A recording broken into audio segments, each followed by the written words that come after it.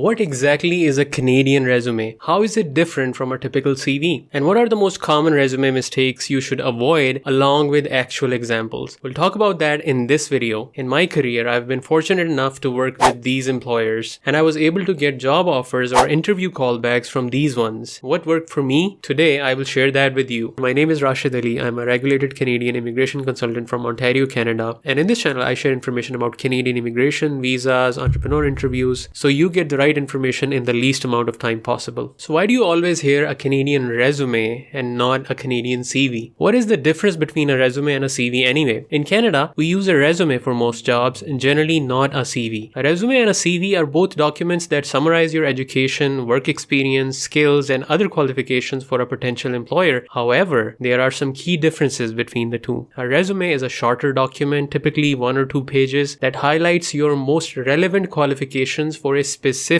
job. CV stands for curriculum vitae, which is Latin for the course of one's life. As the name suggests, it's kind of a story of your life. Compared to a resume, it is longer and more detailed. Depending on your experience, it can be several pages long. It includes comprehensive overview of your education, work experience, research, publications, presentations, and other achievements. It is often used for academic research or medical positions. In Canada and US, we often use resumes to apply for most jobs. Now that we know what a resume is, let's look at an example. Here's my one-page resume, 400 words. I've used this resume years ago and I tailored it for jobs related to Lean, Six Sigma, and continuous improvement. Before applying for a job, I further tweak it to mention my achievements and contributions that are most closely related to that job. Because you might have done tons of great things in your job, in your career, but what are the most relevant achievements for that particular job? You should highlight those in your resume rather than listing every single thing under the sun. This is a simple resume, to the point and easy to read for the recruiters. It has worked for me in my career with many employers. If you want to download it, I will leave a link in the description. But let's go through it. At the top of the resume, clearly mention your name. No need to write the actual word resume here. Like, don't write John Doe's resume. Always use a professional email address like your first name dot last name at gmail.com. Don't use coolboy22 at yahoo.com or something like that. And I've done things like that in the past. That looks unprofessional. For address in Canada, for most jobs, you don't need to mention your full address. Just write city and province. That's enough. You can mention your postal code if you like. It's always a good idea to insert your LinkedIn profile URL, but we'll talk more about that in another video. As you can see, I don't mention my date of birth, father's name, ID number, or anything like that. I've even seen some people mention their gender, their domicile, or city of birth. Please don't do that. Canadian employers or recruiters don't need to see that information in your resume. Now, some people write career objective. I don't recommend that. A career objective is what we want from the employer. We should instead focus on what we can give to the employer. So write your career highlights. That way, in a few seconds, the recruiter or a hiring manager can get an idea of your experience and read further instead of tossing your resume. I inserted my education in the career highlights. If you've got more than one degree, for example, bachelor's and master's, plus some key certifications, you should mention them at the bottom of the resume, because many candidates might have the same education, but what sets you apart from the other candidates is your unique experience. That brings us to the professional experience section, the heart of the resume. I just have 2 things to say about this section. Don't paste your job duties here, rather mention your contributions and achievements. Mention what you did for a specific initiative or a project and what measurable business or technical benefits came as a result of it. Use numbers if possible. In this resume, I mentioned my job duty only in one place, and the reason was the huge scope. I was a CI manager of a mega factory with tons of employees, so it was worthwhile to mention that because it would set the context for my achievements. In the next video, I will talk about the 12 most common resume mistakes you must avoid to make a very professional resume and maximize your chances of getting a job offer from a Canadian employer. So tap that subscribe button and come back soon.